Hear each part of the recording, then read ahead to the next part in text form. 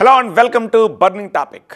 Islamic calendar ప్రకారం 935వ సంవత్సరంలో అంటే 1528వ సంవత్సరం సెప్టెంబర్లో బాబర్ దగ్గర కమాండర్గా ఉన్న మీర్ బఖీ అయోధ్య ప్రజలకు ఒక ఆర్డర్ పాస్ చేశాడు.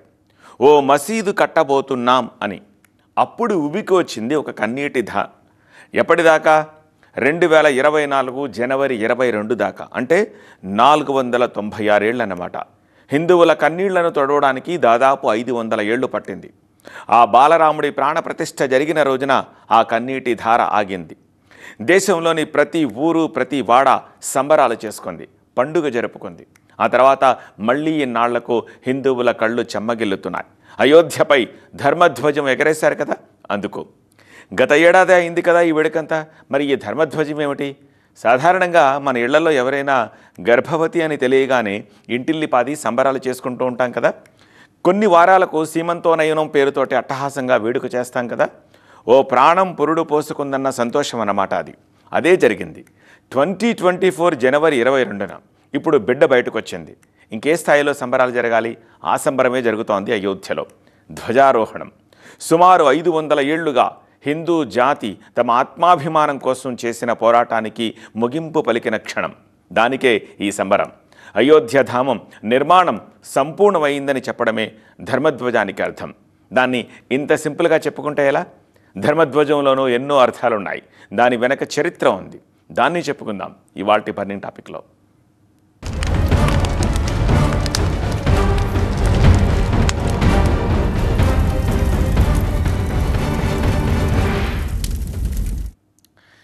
ఇప్పుడు చెప్పబోయే విషయం చాలా ప్రత్యేకం. రాముడు హిందువులకు మాత్రమే దేవుడా? కాదు, ప్రపంచ జనులందరికీ ఆరాధ్యుడు. ఎందుకని? ప్రజల మధ్య ఓ సోదరభావాన్ని నింపాడు, ఐక్యతను నేర్పించాడు, ప్రేమను మాత్రమే పంచమన్నాడు, పరస్పర సహకారాన్ని బోధించాడు. అణగారిన వర్గాలు లేవు ఆ రాముడి పాలనలో. మతం జాతి వర్గాలకు అతీతమైన పాలన సాగింది. ప్రపంచానికి ఒక దిక్సూచి ఆనాటి రామరాజ్యం. ఇదేం ప్రత్యేకమైన విషయం కాదే, అందరికీ తెలిసిందే. బట్ ఇంత బాగా చెప్పిన వ్యక్తి ఫారూక్ అబ్దుల్లా. ఈ దేశంలో వర్గాల మధ్య సోదరభావం తగ్గిపోతోంది, అది పునరుద్ధరించాలి, దానికి రాముడి మార్గమే సిసలైన దారి అని చెప్పింది ఆయనే. ఇంతటి రాముడికి అడుగడుగున ఆలయాలున్నా పుట్టిన చోట లేకపోతే ఎలా? ఆయన స్పర్శ ఉన్న చోట రామస్మరణ లేకుండా సోదరభావం కలగాలంటే ఎలా? అందుకు నిర్మించిందే అయోధ్య. జై శ్రీరామ్. అదిగదిగో కాషాయ రంగులో ఠీవీగా ఎగురుతున్న ఆ ధర్మధ్వజ పతాకను చూశారా? కేవలం అది జెండా కాదు. దాన్నలా చూస్తే ఈ సందర్భానికి అర్థమే లేదు. ప్రతి ఒక్కరి మనసు పవిత్రంగా ఉండాలని చెప్పడమే ఆ రంగు వెనుకున్న అసలైన అర్థం. త్యాగమే జీవితం అని నేర్పించడమే ఆ రంగు పరమార్థం. అంతేకాదు, ఆ రంగు ఆధ్యాత్మికతకు చిహ్నం. ఒట్టి జెండా కాదది. చూసిన ప్రతిసారి లోతైన అర్థాన్ని స్ఫురణకు తెచ్చే పతాకం. ఇంత ప్రత్యేకమైన పతాకాన్ని మరి అంతే ప్రత్యేకంగా తయారు చేయాలి కదా. జగమెరిగిన సత్యం ఏంటంటే అయోధ్య రామమందిర నిర్మాణంలో ఇసుమంత ఇనుము కూడా వాడలేదు. ఎక్కడా స్టీల్ అండ్ సిమెంట్ వాడలేదు. ఈ జెండాని కూడా అంతే ప్రత్యేకంగా తయారు చేశారు. స్వయంగా చేత్తో ఎంబ్రాయిడరీ చేశారు. దీనికి వాడిన material parachute grade nylon and silk. అత్యంత మన్నికైన వస్త్రమిది. బలమైన గాలుల మధ్య ఎగురుతూ, ఎండకు ఎండుతూ, వర్షానికి తడుస్తూ ఉండాలి కదా. మరి వాటిని తట్టుకునే వస్త్రంతోనే కదా తయారు చేయాలి. దీన్ని అలాగే తయారు చేశారు. పైగా అయోధ్య మందిరపు శిఖరాన ఎగురుతుంటుంది. ఆ ఆలయ శిఖర ఎత్తే 161 అడుగులు.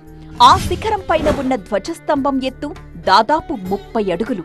అంటే మొత్తంగా 191 అడుగుల ఎత్తున ఎగరాలి. బలమైన గాలుల్ని తట్టుకోవాలి.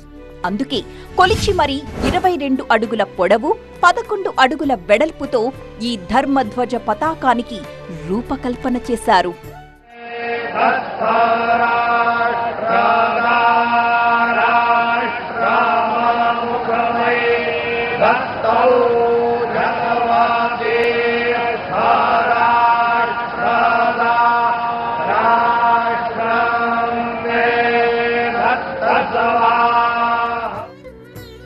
రంగే కాదు, ఆ పతాకంపై కనిపిస్తున్న ప్రతి చిహ్నానికి ఓ అర్థముంది. ముందుగా కనిపించేది సూర్యుడు. ఆ రఘురాముడిది సూర్యవంశం కాబట్టి పెట్టారు అనుకుంటారు. కాదు, సూర్యుడు శాశ్వతమైన శక్తికి నిదర్శనం. ఆ తేజస్సు ముందు మరొకటి పనికిరాదు అని చెప్పడం ధర్మానికి, జ్ఞానానికి ప్రతీక కూడా. అందుకే ఆ సూర్యుడి చిహ్నం.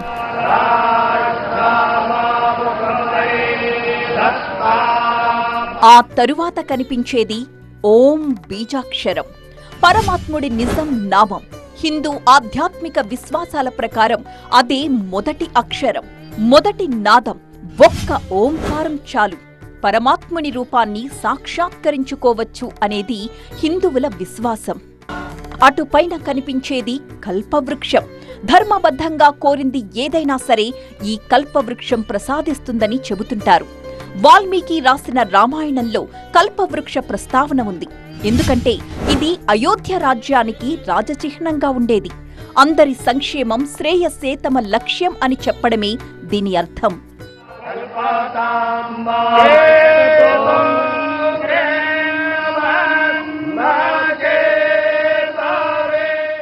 ఇదే సందర్భంలో రామ్లల్లా ఆలయంలోని మరో 6 అనుబంధ దేవాలయాలను కూడా పూర్తి చేసి అంకితం చేశారు. మహాదేవుడు, వినాయకుడు, స్వామి హనుమ, సూర్యుడు, మాతా భగవతి, అన్నపూర్ణాదేవి ఆలయాలను భక్తులకు అందుబాటులోకి తెచ్చారు. ఇక్కడ 7 మందిరాల నిర్మాణం జరిగింది. అవి వేటికవే ప్రత్యేకం. ఎందుకంటే ఋషుల పేరు మీద మందిరాలు నిర్మించారు. మహర్షి వాల్మీకి, వశిష్ఠ, విశ్వామిత్ర, అగస్త్య, నిషాదరాజ్, శబరి, అహల్య పేరున వీటి నిర్మాణాలు జరిగాయి. ఇందులో సంత్ తులసీదాస్ మందిరం కాస్త ప్రత్యేకం. ఇక్కడే జటాయువు, ఉడుత విగ్రహాలను ఏర్పాటు చేశారు. రామ జన్మభూమి ఎవరిది? కోర్టుల్లో కొన్ని దశాబ్దాల పాటు జరిగింది కొట్లాట.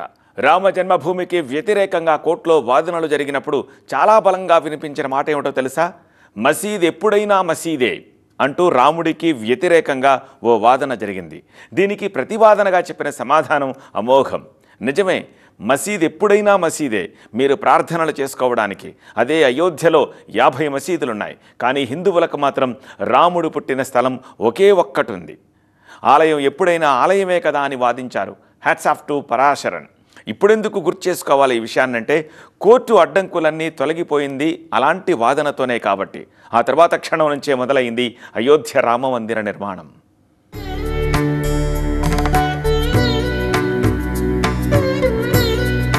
గుడి కడితే ఏమొస్తుంది అని ఒకటే చర్చ. ఇప్పుడదే రాముడి గుడి ఆర్థిక ప్రగతికి కేంద్రమైంది. ప్రభుత్వ ఖజానాకు ఎంత ఆదాయం తెచ్చిపెడుతోందో చెబితే మరి సామాన్యుడి పరిస్థితి ఏంటి అని అడుగుతారు. సో ఫస్ట్ ఆ సామాన్యుల బతుకులు అయోధ్యధామంతో ఎలా మారిపోయాయో చూద్దాం.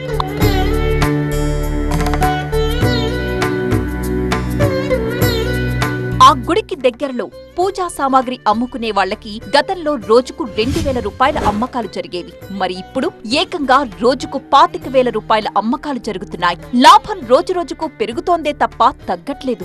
ఒకప్పుడు ఏవో జాతరలు ఉన్నప్పుడే ఆదాయం వచ్చేది. కానీ ఇప్పుడు పూజా సామాగ్రి అమ్ముకునే వారికి రోజుకు 10,000 రూపాయల ఆదాయం వస్తోందంటే మీరు నమ్మగలరా? ఒకప్పుడు రోజుకు 100 మంది వస్తే ఇప్పుడు 1,200 మంది తమ షాప్ కొస్తున్నారని ఆనందం వ్యక్తం చేస్తున్నారు అక్కడి చిరు వ్యాపారులు.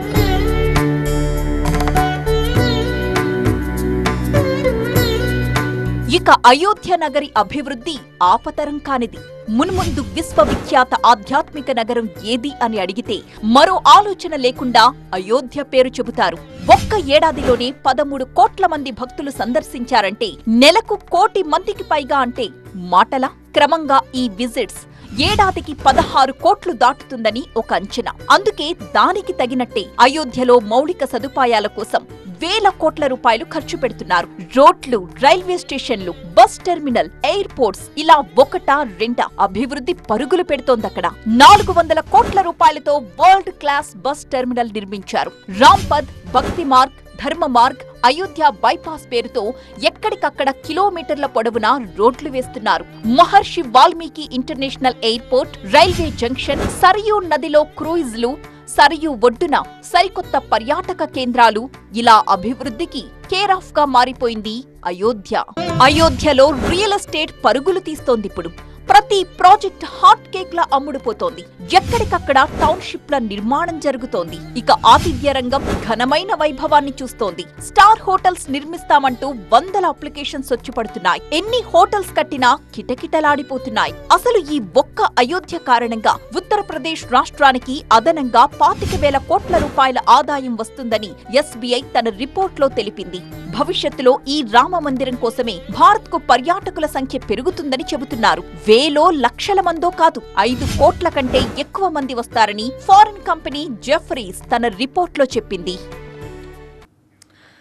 అయోధ్య రామ మందిరానికి ఇటుకల సేకరణ 30 ఏళ్ల పాటు సాగిందా యజ్ఞం. ఎప్పటికైనా రామ మందిర నిర్మాణం జరుగుతుందన్న నమ్మకంతో దేశ నలుమూలల నుంచి 2 లక్షల ఇటుకలను సేకరించారు. అసలు ఆ ఇటుకల ఉద్యమమే అయోధ్య పోరాటంలో కీలక పాత్ర పోషించింది. ఇక్కడ అద్వానీ రథయాత్ర గురించి చెప్పుకోకపోతే అయోధ్య చరిత్ర అసంపూర్ణమవుతుంది. సోమనాథ్లో మొదలైన అద్వానీ రథయాత్ర ఒక సంచలనం. ఎన్నో కీలక ఘట్టాలకు కారణమైంది ఆ యాత్ర. ఓవరాల్గా ఇవన్నీ అయోధ్య కళ సాకారానికే దారితీశాయి. అయోధ్య అంటే ఏమిటి? వేదంలో దీనికి ఉన్న నిర్వచనం ఎవరూ జయించలేనిది అని. అందుకే రామయ్య పూర్వీకులు తమ రాజ్యానికి అయోధ్య అని పేరు పెట్టుకున్నారు. అసలు రామాయణం జరిగి 1 కోటి సంవత్సరాలకు పైనే అయి ఉంటుందని అంచనా. ఇక అయోధ్యాపురి ఇంకెన్నాళ్ల క్రితందో, ఏ ముహూర్తాన అయోధ్య అని పేరు పెట్టారో కానీ ఇప్పటికీ నిలిచే ఉందా నగరి. ప్రతి 2500 ఏళ్లకొక్కసారి ఊహించని ఉపద్రవం వచ్చి పడుతుంది. అది కూడా భూకంపం రూపంలో. ఆ భూకంపం స్థాయికి దాదాపుగా అన్ని కట్టడాలు నేలమట్టం కావలసిందే. బట్ 2500 ఏళ్లకోసారొచ్చే భూకంపానికి కూడా అయోధ్య రామ మందిరం చెక్కుచెదరదు. ఎలా చెప్పగలరు ఆ విషయాన్ని అంటే, రూర్కీలో ఉండే సెంట్రల్ బిల్డింగ్ రీసెర్చ్ ఇన్స్టిట్యూట్ రామ మందిరంపై సైంటిఫిక్ స్టడీ చేసింది. ఇంతకు మించి భూకంపం రాదు అనేంత స్థాయిలో భూమి కంపించిన అయోధ్య మందిరానికి ఏమీ కాదట. ఇక అయోధ్య ధామం నిర్మాణం వెనుక స్టోరీ కూడా చాలా ఇంట్రెస్టింగ్ గా ఉంటుంది. ఇప్పుడు చూస్తున్న ఈ ఆలయం డిజైన్ దాదాపు 30 ఏళ్ల క్రితానిది. 1988లో విహెచ్పి నేత అశోక్ సింఘాల్ వ్యాపారవేత్త అయిన జీడీ బిర్లా దగ్గరకు వెళ్లారు. రామమందిర నిర్మాణానికి సాయం కావాలని దేశంలో ఎన్నో చోట్ల బిర్లా మందిరాల పేరుతో ఆలయాలు కట్టించిన చరిత్ర బిర్లాలది. వెంటనే ఆర్కిటెక్ట్ కి ఫోన్ చేశారు. అంతా కలిసి అయోధ్యకు వెళ్లారు. 1988 నాటి కాలం అంటే లోపలికి ప్రవేశించడమే ఎక్కువ. ఎందుకంటే అప్పటికే వివాదంలో ఉన్న స్థలమది. 2 మతాలకు మధ్య ఘర్షణలు జరుగుతున్న కాలమది. గుడి నిర్మాణానికి కొలతలు తీసుకుందామంటే కుదరదు. సో టేపులు స్కేళ్లు లేకుండానే డిజైన్ గీయడానికి వెళ్లారు. బట్ అప్పట్లో ఆ వివాదాస్పద స్థలాన్ని తన పాదాలతో అడుగుల లెక్కన కొలుచుకుంటూ వెళ్లి మనసులోనే డిజైన్ గీసుకున్నాడు. దాదాపు 2.5 నుంచి 3 ఎకరాల స్థలాన్ని తన పాద స్పర్శతో కొలుస్తూ ఎలా నిర్మిస్తే బెటర్ అని చెప్పి మైండ్లోనే బొమ్మ గీస్తున్నాడు. 380 అడుగుల పొడవు, 250 అడుగుల వెడల్పు, 161 అడుగుల ఎత్తుతో ఒక సూపర్ టెంపుల్ కట్టొచ్చని మనసులోనే డిజైన్ గీసేసుకున్నాడు ఆ ఆర్కిటెక్ట్. దాన్నే పేపర్ మీద పెట్టి డిజైన్ గీసి చూపించాడు. ఇప్పుడు మనం చూస్తున్న అయోధ్య రామ మందిరం అలా డిజైన్ చేసింది. ఆలయం మొత్తాన్ని రాతి దిమ్మెలతో నిర్మించారు. అవి కూడా మామూలు రాళ్లు కావు. అయోధ్య రామ మందిర నిర్మాణం కోసం వేల ఏళ్ల క్రితం ఏర్పడ్డ బండరాళ్లను వినియోగించారు. ఆ బండరాళ్లను ఒకదానికొకటి ఇంటర్లాక్ చేశారు. ఇదొక ప్రాచీన నిర్మాణ కళ. ఇక అయోధ్య రామ మందిరం పునాది పనుల్లో గ్రనైట్ ని వాడారు. ఆలయం పునాదిలో ఉపయోగించిన గ్రనైట్ దాదాపు 2.4 బిలియన్ సంవత్సరాల పాతది. అలాంటిది వాడారు కాబట్టి 1000 ఏళ్లైనా చెక్కు చెదరదు అని చెప్పేది. ఆల్రెడీ మనం మాట్లాడుకున్నాం, అయోధ్య రామ మందిరం 1000 ఏళ్లైనా చెక్కు చెదరకుండా నిలిచిపోయేలా నిర్మించారు అని. దీనికి ప్రూఫ్ ఏంటో తెలుసా? నిర్మాణానికి వాడిన ప్రతి బండరాయిని పరీక్షించి చూశారు. దాని జీవితకాలంపై నిపుణులు ప్రత్యేక శ్రద్ధ పెట్టారు. లోపల చిన్న చిన్న పగుళ్లున్నాయేమో అని కూడా చెక్ చేసి అలాంటి వాటిని పక్కన పెట్టేశారు. ఇందుకు అల్ట్రాసోనిక్ స్పీడ్ పరీక్షలు చేశారు. అంటే అయోధ్య రామ మందిరం పనుల్లో వినియోగించిన ప్రతి బండరాయికి ఫ్రాక్చర్ టెస్టింగ్ చేశారన్నమాట. జియో మెడికల్ పారామీటర్స్ ఆధారంగా దాని లోపల ఏవైనా పగుళ్లున్నాయా అనేది తెలుసుకునే ప్రయత్నం చేశారు. ప్రతి రాతి దిమ్మె నాణ్యత నిర్ధారించడానికి అత్యాధునికమైన సాంకేతిక ప్రమాణాల్ని పాటించారు. ప్రతి దిమ్మెను వాడే ముందు దాని బలం, మన్నికను టెస్ట్ చేశారు. రాళ్లు ఎంతటి ఒత్తిడిని తట్టుకుంటాయో తెలుసుకోవడానికి కన్ఫైన్డ్ కాంప్రెసివ్ స్ట్రెంగ్త్ పరీక్షను కూడా నిర్వహించారు. ఇంత పర్ఫెక్ట్ గా కట్టారా అనిపిస్తోంది కదా కథ వింటుంటే. ఇది కోట్లాది హిందువుల ఆత్మాభిమానానికి సంబంధించింది కదా, అందుకే అంత పర్ఫెక్షన్. ఒక్కసారి అయోధ్య భూమి వివాదాన్ని కూడా గుర్తు చేసుకుందాం. మొఘలుల కాలంలో 1528లో శ్రీరాముడి జన్మస్థలం అని నమ్ముతున్న అయోధ్యలో బాబ్రీ మసీదు నిర్మాణం జరిగింది. దీనిపై 1843 నుంచి 1949 వరకు అంటే 106 ఏళ్ల పాటు ఎన్నో వివాదాలు, ఘర్షణలు చోటు చేసుకున్నాయి. 1853, 1859లో జరిగిన అల్లర్లు తారాస్థాయికి చేరాయి. అప్పుడే ఈ ప్రదేశం చుట్టూ కంచెలు ఏర్పాటు చేసింది అప్పటి బ్రిటిష్ ప్రభుత్వం. లోపల ముస్లింలు, బయట హిందువులు ప్రార్థనలు చేసుకునేందుకు అనుమతులు ఇచ్చింది. స్వాతంత్ర్యం వచ్చాక 1949లో మరోసారి అల్లర్లు చెలరేగాయి. 1950లో ఫరీదాబాద్ సివిల్ కోర్టులో 2 పిటిషన్లు దాఖలయ్యాయి. వివాదాస్పద భూమిలో రాముడికి పూజలు చేసేందుకు అనుమతి ఇవ్వాలన్నారు. అటు మసీదులోని విగ్రహాలు తొలగించి ఆ భూమిని తమకు అప్పగించాలని కోరుతూ యూపీ సున్నీ వక్ఫ్ బోర్డ్ 1961లో కోర్టులో పిటిషన్ దాఖలు చేసింది. ఇక 1992 డిసెంబర్ 6న అయోధ్య రామ జన్మభూమి స్థలం బాబ్రీ మసీదు వివాదంలో అతిపెద్ద ఘటన జరిగింది. ఆ ఒక్క ఘటనతో దేశవ్యాప్తంగా మత ఘర్షణలు చెలరేగాయి. 2011 నుంచి 2016 మధ్య అయోధ్య వివాదం చుట్టూ సుప్రీంకోర్టులో విచారణ జరిగింది. చివరిగా 2017లో అవుట్ ఆఫ్ కోర్టు సెటిల్మెంట్ కోసం సుప్రీంకోర్టు పిలుపునిచ్చింది. ఆ ప్రక్రియ సజావుగా సాగలేదు. చివరికి సుప్రీంకోర్టే 2019 ఆగస్టు 16న అన్ని వాదనలు విన్నాక తీర్పును రిజర్వ్ చేసింది. 2019 నవంబర్ 9న 5 సభ్యులతో కూడిన ధర్మాసనం అయోధ్య భూమిపై చారిత్రక తీర్పు వెలువరించింది. 2.77 ఎకరాల భూమిని రామమందిర నిర్మాణానికి అప్పగిస్తూ సంచలన తీర్పునిచ్చింది. మరో 5 ఎకరాలను మసీదు నిర్మాణానికి కేటాయించింది. ఆ తీర్పుతో దేశవ్యాప్తంగా హిందువులు సంబరాలు చేసుకున్నారు. చివరిగా ఇంకొక మాట. అయోధ్య రామమందిర నిర్మాణంలో హైదరాబాద్కి మరో మహాభాగ్యం దక్కింది. స్వామివారి పాదాలను తయారు చేసే మహద్భాగ్యం అది. బోయిన్పల్లికి చెందిన పెట్లంపల్లి రామలింగాచారి అయోధ్య రామయ్య పాదాలను అందంగా చెక్కారు. 15 కిలోల పంచలోహాలతో ఆ పాదుకలు తయారయ్యాయి. చెప్పుకుంటూ వెళ్ళాలే కానీ ఇంకా ఎన్నెన్ని ఆసక్తికర విషయాలు. బట్ ప్రస్తుతానికి ఇక్కడితో ఫుల్ స్టాప్ పెడుతున్నాము. ఇది వాటి బర్నింగ్ టాపిక్. చూస్తూనే ఉండండి.